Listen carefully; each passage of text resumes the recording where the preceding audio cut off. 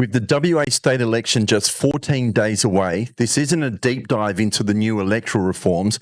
I've already covered that extensively in previous videos. But this might be the most important video you watch to ensure you make your vote count and know... In this case, the vast majority of people that voted for this Freedom Friendly Party first voted for this Freedom Friendly Party second, and that matters. I won't be using marbles to explain it. Before I get into it, here's my disclosure. I'm only focusing on the Legislative Council or the Upper House. Why? Because after years of observing WA politics as an independent commentator, I've seen way too many instances over the past 3 years where laws have been rammed through with little to no debate and bad laws are sold as the next best thing. You only need to look at the debacle of the Aboriginal Cultural Heritage Act. Our legislative response was wrong. As Premier, I understand that the legislation has unintentionally caused stress, confusion, and division in the community. Then there's the shambolic, disgraceful lack of so-called gold standard of transparency promised by Mark McGowan and continued under Roger Cook. The Upper House desperately needs reformed, and the type of reform I'm talking about is more diversity. That is, where the penultimate outcome is where the balance of power is in the hands of freedom-friendly minor parties. Now, whilst I'm not suggesting this is the silver bullet, it's likely to be the most independent analysis and how to vote recommendations that you'll come across, because mainstream political commentators only focus on the uni parties. Even the minor parties' how to vote cards set out how they want you to vote so that they get the best deal from their preference discussions with the other parties. That's why I've done the heavy lifting so you don't have to. But don't think you're off the hook just yet. If there's even half a chance to get real diversity in the Upper House, then you have one crucial job when it comes to the white ballot paper in the Upper House. And this is where you come in. Only vote above the line and number all 13 boxes, each with a different number. Then either print the how to vote attached to this post, share this video, and ideally engage in conversation with at least one other person and then ask them to do the same thing in order to get this message out. On the first point, why is numbering all the boxes above the line critical? It ensures your vote keeps counting. If your first choice is eliminated, your vote continues to influence the election. It gives you the choice to decide exactly where your vote goes rather than relying on the party preference deals, which was abolished with the removal of the group voting ticket. It avoids vote wastage. If you only number a few boxes, your vote might become exhausted, meaning your vote stops being counted if all your chosen parties or parties are eliminated. Now, before I reveal the recommended how to vote ballot, along with the breakdown of why each party is placed where it is, there's a major myth that needs to be busted, and it's something that's been spreading over the past week. This election is not the first election where preferences won't flow through to a certain party due to the electoral reforms. In fact, it's quite the opposite. For the first time, you will have full control over where your preferences go. The best way to make your vote count is to fill in all 13 boxes above the line. And one last thing, disclosure. I've personally contacted or attempted to contact the lead candidate of every minor party and asked them the same question. That is, will you explain the reasonings behind how your party formulated its how to vote cards? Their responses have shaped this 1 to 13 ranking. And remember, the main goal here is to increase diversity in the Upper House. Now, the order you see in this example is exactly the order you will see on your white ballot paper for the Upper House. Let's kick off with number 1, which goes to the Libertarian Party. Their lead candidate, Ryan Burns, was approachable and openly answered my questions. The Libertarians have had a strong success on the East Coast in local council and state by-elections, where they're committed to building branch and sub-branch structures where the public can actively shape the party's direction. They stand on a principled freedom manifesto committed to less government interference in your life, no loss of civil rights, and no increases in taxes. And that's why they take the number 1 spot. Number 2 goes to the Shooters, Fishers and Farmers Party, or SFFP, as they'll appear on the ballot paper. Stuart Austell was approachable and answered my questions up front.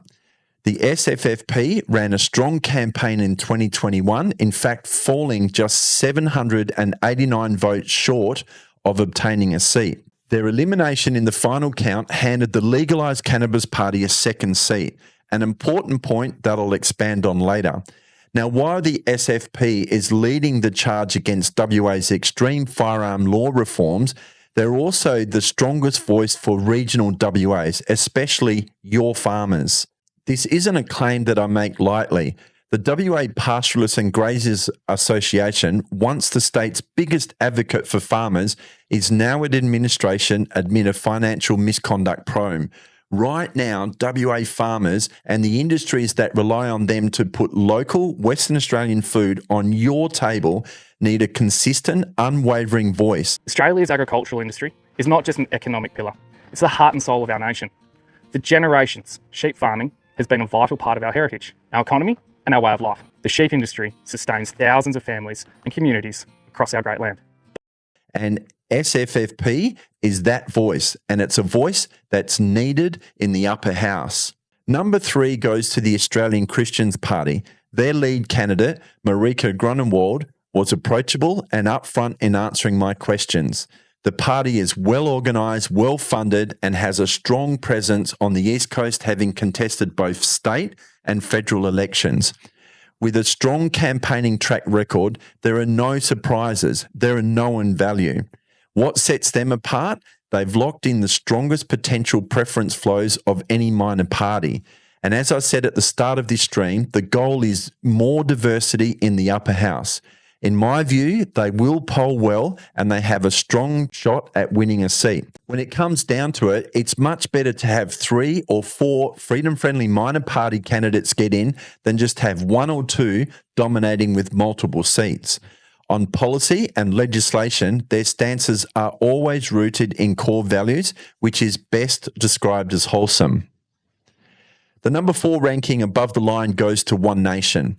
Now, this ranking is a bit of a tricky one. As many of you know, I've recently highlighted some serious issues that can't be ignored. However, to be clear, my concerns are with the party leader, Rod Caddy's, not with One Nation itself. When I reached out to Rod Caddy, informing him that I was calling for research for this stream, I gave him fair opportunity to provide a response. His only response was to inform me that he had initiated legal action against me. Why?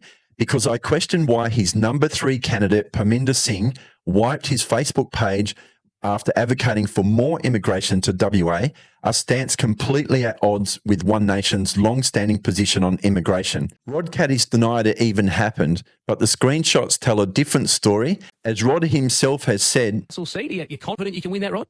Oh, I think the feedback around. Oh, I'm confident, but it's nothing to do with tickets on myself. It's just statistics. Right. Yeah, I'm wearing a One Nation cap. I'm the One Nation leader in WA. Cool. Well, I hope, Rod, that you do get in and you'll be able to make some changes. I do. I'll get in. Country the whole thing. So. Yeah, I'll be elected in March. No, it's not tickets on myself, Jemima. It's just statistics.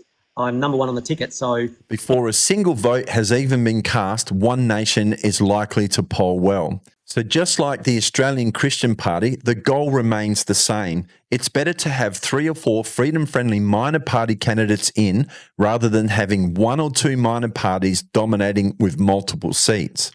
Now, before I reveal number 5, if you've understood the recommendations to this point, the remaining recommendations is where the strategic value of your vote truly starts to count.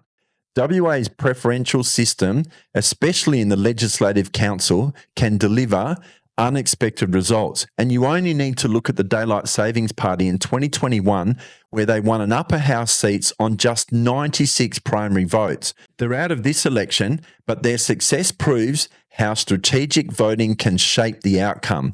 But the strategy will take some unpacking as a result of the legacy of the 2022 federal election freedom-friendly minor party catch cry slogan, "Put the majors last."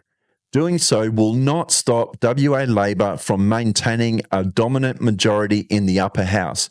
even if WA Labor loses some seats, and the current polling suggests they will, the Greens are on track to pick up anywhere from 1 and as much as 3 to 5 seats. And that shift would mean more of the same government West Australians have had for the last 3 years, but even more extreme.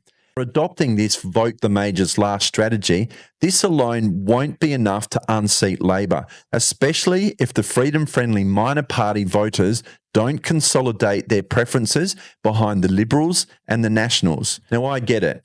Many voters have had enough of the uni parties, but the cold hard facts is this: it will take another 2 or 3 election periods for more minor parties to get more seats in the upper house.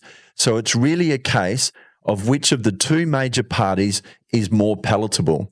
So for this reason, number 5 goes to the Nationals and number 6 goes to the WA Liberals. I won't rehash the rationale, as I've just explained, but there are some key points. The Nationals are ahead of the Liberals because they have been more consistent in standing up for your WA farmers. They've been backing the Keep the Sheep campaign and taking the strongest stance against the Firearm Act reforms. They recognise these reforms are a step towards further civil liberty losses, which is why they're fighting hard to push back on the firearm changes. Just think, what's next? Is it recreational four-wheel driving, fishing, camping? And it's a really slippery slope. Numbers 7, 8 and 9 share one major flaw in my view. They're how to vote cards. They are pushing just one number above the line, essentially saying, vote for us and no one else. To be fair, the group independents have registered a how to vote with the WA Electoral Commission, but on social media, they're also encouraging voters to either just mark 1 above the line or 1 to 20 below the line. This is a confusing and ineffective strategy in my view. I'm just going to make these 2 final quick points on this. Number 1 is Sophia Moorman. She was approachable and answered my questions. We had a robust discussion around this, but nonetheless, I'm disappointed to see on social media that they are pushing to put 1 only above the line. That is a wasted vote in my view. For the sake of parity, I'll also add that despite multiple attempts to get in an explanation from the Stop Pedophiles Protect Kiddies party, they were the only party that didn't respond. By way of background, they were previously known as the Democratic Labor Party, and they were forced to change the name. They've contested elections on the East Coast where they have a history of preferencing Labor. So the order is this. Number 7 goes to the group independents, number 8 is the Stop Pedophiles and Protect Kiddies party, and number 9 goes to the Sustainable Australia Party, which also has a track record of preferencing Labor here in WA. So if you made it this far, thank you. Hopefully you found this insightful. We're almost done, and number 10 goes to the Animal Justice Party. Not only will they preference WA Labor, but more importantly, this party, both at state and federal level, was instrumental in pressuring Anthony Albanese's Federal Labor Party to decimate WA's viable and economically sound live sheep export industry. Number 11 goes to the Legalised Cannabis Party, and here's why it's crucial that they're at this spot. Many within the freedom movement during the pandemic embraced the Cannabis Legal Party MPs as freedom warriors, since many of them spoke at several of the freedom rallies. However, what many haven't noticed is that this party is aligned with several left-leaning ideologies. Evidence of this is clear. The Legalised Cannabis Party has secured the number 3 spot on most of WA Labor's how to vote cards. Essentially, they're preference harvesting for the Greens and the Animal Justice Party, which will likely flow through to WA Labor. So number 12 goes to the WA Labor Party, and there's no further explanation here. So I'm going to jump right to the last spot, number 13, and this goes to the Greens. If polling holds true, currently, their social and economic and environmental policies are extreme, and WA will struggle to progress if they gain more seats. The Greens are anti-business, and that's a huge concern for West Australians' state future. The Greens are also preferencing Animal Justice Party at number 2, the Legalised Cannabis Party at number 3, and then, of course, they're stopping at 4 above the line with Labor coming in as their preference for number 4. This means the best strategy is to place the Greens last to limit the preference overflow to WA Labor. So there you have it. I'll wrap this up quickly so that I can get this information out. As always, I ask you to share this stream and the suggested attached how to vote ballot paper for this all-important March 8 WA state election. Thank you for watching.